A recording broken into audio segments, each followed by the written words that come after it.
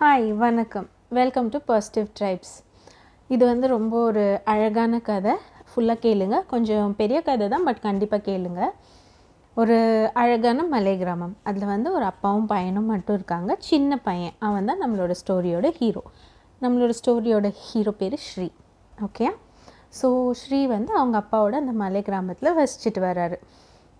சின்ன வயசுலேருந்து ஸ்கூலுக்கு எல்லாம் போனதில்லை. ஏன்னா அவங்க அப்பாவோட வேலை வந்து காட்டிலேருந்து மரங்களை வெட்டி கொண்டு போய் ஊரில் விற்றுட்டு வர்றது. ஸோ அவர்கிட்ட வந்து போதிய பொருளாதார வசதி இல்லை. அதனால அவர் வந்து பையனை தன் கூடயே வச்சுட்டு இருந்தார். ஆனால் அவருக்கு அவனை ஸ்கூலுக்கு அனுப்பி படிக்க வைக்கணுங்கிறது ரொம்ப பெரிய ஆசை. காலங்கள் கடந்து போச்சு. ஸ்ரீக்கு ஒரு 12-13 வயசு ஆகிடுச்சு. அப்போ வந்து அவனை கூப்பிட்டு அவங்க அப்பா சொல்கிறாரு, நான் வந்து உன்னை ஸ்கூலுக்கு அனுப்ப போகிறேன்ப்பா, நீ வந்து கூடிய சீக்கிரம் ஸ்கூலுக்கு போக போகிற அப்படின்னு. ஸ்கூல்னால் என்னப்பா அப்படின்னு கேட்குறான். அப்போ அவங்க அப்பா சொல்கிறாரு, அதோ பாரு அங்கே தூரத்தில் ஒரு கட்டடம் தெரியுதுல, அந்த கட்டடத்துக்கு நீ தினம் காலையில் போயிட்டு சாயந்தரம் வரணும்.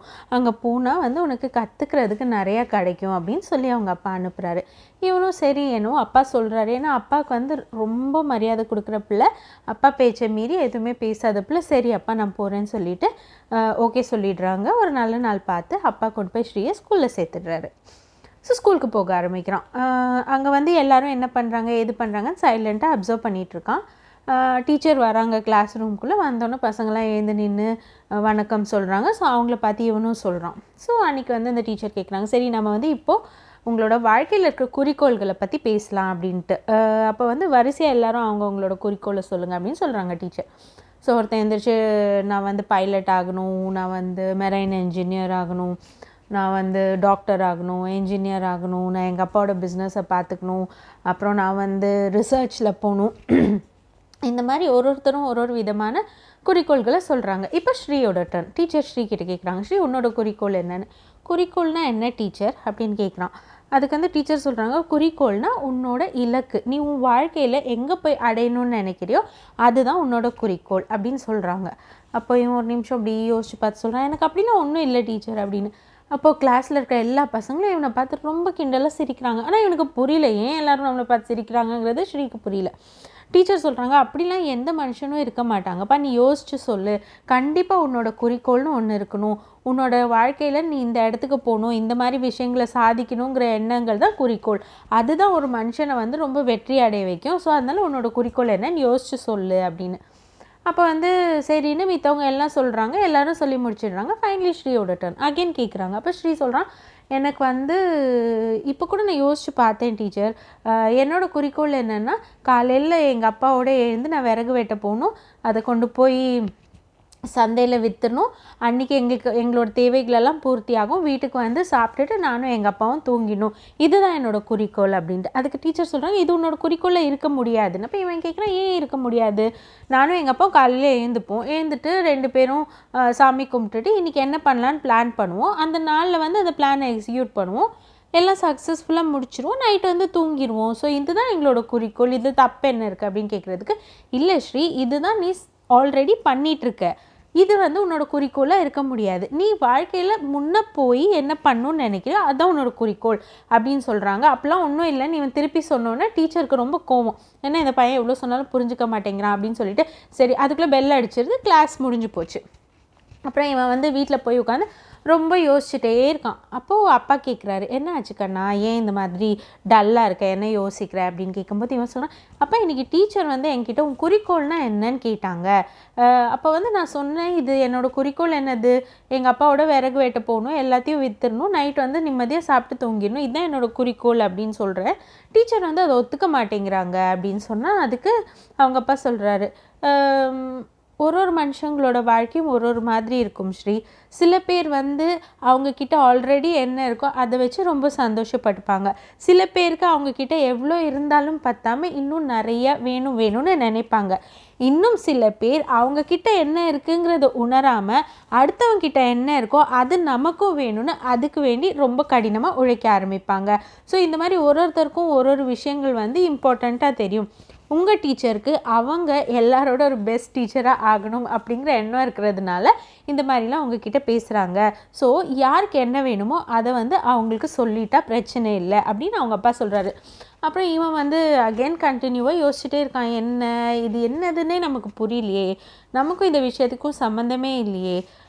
ஒரு பக்கம் வந்து என்ன சொல்லி கொடுக்குறாங்க, நம்ம வந்து லைஃப்பில் குறிக்கோள் நம்ம சந்தோஷமாக இருக்கிறது. ஸோ நம்ம இப்போவே சந்தோஷமாக தான் இருக்கோம். சந்தோஷமாக இருக்கிற ஒரு விஷயத்தை வந்து திருப்பி நம்ம ஏன் ஆல்ட்ரு பண்ணணும் அப்படின்னு அப்புறம் யோசிச்சுட்டே இருக்கான். அதுக்கப்புறமா வந்து இவனுக்கு வந்து அடுத்த நாள் வருது. சரி, இவன் ஸ்கூலுக்கு போகிறான். ஸ்கூலுக்கு போனப்புறம் அகெயின் அந்த நேற்றுக்கு நடந்த கிளாஸ் இருக்குல்லையா, அந்த டீச்சர் வராங்க. வந்தப்புறம் இவன் சொல்கிறான், டீச்சர் நான் என்னோடய குறிக்கோளை சொல்கிறேன் அப்படின்னு. டீச்சருக்கு ஒரே கோவம், நேற்றுக்கே அவ்வளோ நேரம் வேஸ்ட் பண்ணால் திருப்பி என்னடா சொல்கிறேன் அப்படின்ட்டு. சரி சொல்லு அப்படிங்கிறாங்க சலிச்சுக்கிட்டே. அப்போ ஸ்ரீ எந்திரிச்சு சொல்கிறான், டீச்சர் நான் வந்து இப்போ என்னோடய லைஃப்பில் நான் ரொம்ப சந்தோஷமாக இருக்கேன். ஒரு மனுஷனுக்கும் சந்தோஷமாக இருக்கிறது மட்டும்தான் குறிக்கோளாக இருக்கணுங்கிறது எனக்கு தெரிஞ்ச விஷயம். ஸோ என்னை பொறுத்த வரைக்கும் காலையில் எழுந்துமா, மரத்தை வெட்டினோமா, நல்ல மரங்களை கொண்டு போய் சந்தையில் நல்ல விலைக்கு விற்றோமா, எங்களோட தேவைகள் தீர்தா, திருப்பி வந்து எங்கள் அப்பாவோட கொஞ்சம் மீனிங்ஃபுல்லான கான்வர்சேஷன் வச்சுக்கிட்டேன்னா 2 பேரும் சாப்பிட்டுட்டு 2 பேரும் தூங்கிடுவோம். இந்த மாதிரி நானும் எங்கள் அப்பாவும் கூட இருக்கிறது எனக்கு ரொம்ப ரொம்ப சந்தோஷமான விஷயமா இருக்குது. அதனால இதுதான் என்னோட குறிக்கோள். ஆனால் நீங்கள் என்ன சொல்கிறீங்கன்னா, இனிமேல் ஒரு மரத்தை நடுங்க, அந்த மரத்தை வளருங்க, அந்த மரம் வளர்ந்ததுக்கப்புறம் அதை வெட்டி சந்தையில் கொண்டு போய் விற்றுருங்க அப்படின்னு சொல்கிறீங்க. அந்த மரம் வந்து நட்டப்புறம் அது எனக்கு வேண்டிய மாதிரி வளருமா வளராதான்னு கூட எனக்கு தெரியாது.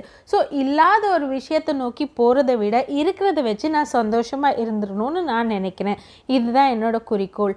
அண்ட் மோர் ஓவர் நான் என்ன பார்க்குறேன்னா, இப்போது நேத்திக்கு கூட இது நான் அப்சர்வ் பண்ணேன். ஸ்கூல் ஜன்னல் வழியாக வெளியில் பார்த்தப்போ அழகாக புல் வளர்ந்துருந்தது. ஆனால் அதை அப்படியே மனுஷங்களால் அக்செப்ட் பண்ணிக்க முடியல.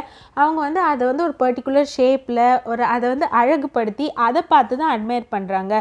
ஸோ இருக்கிறத வந்து அப்படியே அக்செப்ட் பண்ணிக்கிற அந்த மனோநிலை வந்து யார்கிட்டையுமே இல்லைங்கிறது புரியுது. இது இல்லாததுனால தான் எல்லோரும் சந்தோஷமாக இல்லாமல் இருக்காங்க. ஆனால் இது ஆல்ரெடி எனக்கு புரிஞ்சதுனால நான் ரொம்ப சந்தோஷமாக இருக்கேன். இல்லாத ஒரு விஷயத்துக்காக என்னோடய மனசை நான் கெடுத்துக்காமல் இருக்கிற விஷயத்தை வச்சு நான் சந்தோஷமாக இருக்க போகிறேன் அப்படின்னு சொல்லி முடித்தானா. அந்த டீச்சருக்கும் இவன் சொன்னது வந்து ரொம்ப சென்சிபிளாக பட்டுது. உங்களுக்கும் சென்சிபிளாக படுதான்னு யோசிச்சு பாருங்களேன். நம்ம என்ன பண்ணிகிட்ருக்கோம், இப்போ வந்து இப்படி சோஷியலி கண்டிஷன் பண்ணப்படுறோம். என்னதுன்னா, நமக்கு வந்து ஒரு சேட் ஸ்டோரி இருக்கணும். இப்போ நீங்கள் டிவியில் பார்க்குறீங்கன்னு வச்சுக்கோங்களேன். அப்போ வந்து நாங்கள் சொத்துக்கே இல்லாமல் கஷ்டப்பட்டோம், நாங்கள் இப்படி பட்டோம், நாங்கள் அப்படி பட்டோம், நாங்கள் இது பண்ணோம், நாங்கள் அது பண்ணோம். ஓகே பண்ணீங்க. ஸோ அந்த மாதிரி வேறு யாரும் கஷ்டப்படுறது இல்லையா? இல்லை, நீங்கள் சக்ஸஸ்ஃபுல் ஆகிட்டிங்கன்னா அந்த மாதிரி ஒரு சேட் ஸ்டோரி இருக்கிறது வந்து ரொம்ப ரொம்ப கம்பல்சரியாக. ஒரு ஒரு ஆட்டிசம்ங்கிற ஒரு விஷயம் ரொம்ப சீரியஸான ஒரு டென்ஷன் கொடுக்குற விஷயம் பேரண்ட்ஸ்க்கு. பட் ஆனால் அதையே வந்து ஆயுதமாக பயன்படுத்துகிறாங்க. எப்போனா ஒரு குழந்தை வந்து ஸ்டேஜில் போய் பாடுறப்போ அந்த குழந்தை அழகாக பாடுது, அழகாக இருக்கே, எல்லாமே ஓகே. பட் ஆனால் நான் வந்து ஆட்டிஸ்டிக் அப்படின்னு அந்த பொண்ணு சொல்லி அதை வந்து ஒரு கார்டை யூஸ் பண்ணி அவங்க வந்து அதை they want to carry that card. அதாவது வந்து ஏதாவது ஒரு சென்சிட்டிவான விஷயம் இருக்கணும், அப்போ தான் வாழ்க்கை வெற்றி, அதுதான் நிஜமான உழைப்பு அப்படின்னு நிறைய பேர் நம்ப ஆரம்பிச்சிட்டாங்க. பட் உண்மையை சொல்ல போனால் நம்மக்கிட்ட என்ன இருக்கோ அதை வச்சு சந்தோஷப்படுறது தான் உண்மையான மீனிங்ஃபுல்லான லைஃப். இப்போ வந்து ஒருத்தருக்கு வந்து நிறைய கார் ஆசை இருக்கலாம், இல்லை நிறைய நகை அந்த மாதிரி ஆசைகள் இருக்கலாம். ஸோ அவங்களுக்கு வந்து நிறைய சம்பாதிக்கணும், நிறைய கஷ்டப்படணும். வந்து இப்போ வந்து ஒரு மர்சிடிஸ் பென்ஸ் வாங்கிட்டாங்களா, அடுத்தது ஒரு BMW, அடுத்தது ஒரு ஆடி, அடுத்தது ஒரு பென்ட்லி, அடுத்தது ஒரு ரோல்ஸ் ராய்ஸ்னு போயிட்டே இருக்கணும்னு தோணும். பட் அதே பப்ளிக் டிரான்ஸ்போர்ட்டில் எந்த விதமான ஸ்ட்ரெஸ்ஸும் இல்லாமல் ஜன்னல் ஓரமாக உட்காந்து இயற்கையை ரசிச்சுட்டே அவங்களோட ஒர்க் பிளேஸ்க்கு போகிற ஒரு மனுஷன் இருக்காங்கன்னு வச்சுக்கோங்களேன். அவன் வந்து இந்த கார் வாங்குறதுக்கு எந்தளவு ஓடணுமோ அந்தளவு ஓட வேண்டிய தேவையில்லை. ஆனால் அவனோட லைஃப்பை வந்து அவன் ரொம்ப ரொம்ப ஹாப்பியாக அனுபவிக்கிறான்.